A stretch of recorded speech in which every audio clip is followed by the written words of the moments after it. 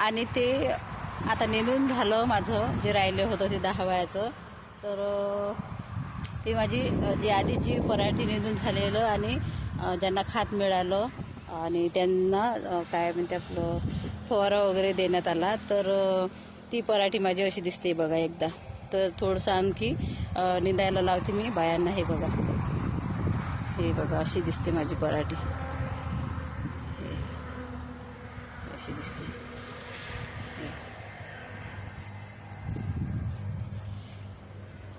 तर मी कशी शेती केली नक्की कमेंट करून सांगा. कारण मी पहिल्यांदा शेती केली, म्हणजे कपाशीची शेती पहिल्यांदा केली.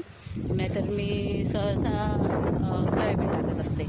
तर यावर्षी माझी शेती कशी जमली हे नक्की मला सांगा, तुम्ही आवर्जून सांगा. मी वाट बघतोय तुमच्या कमेंटची, प्रतिक्रियाची. कारण आपण ड्युटीवाले माणसं आहे आणि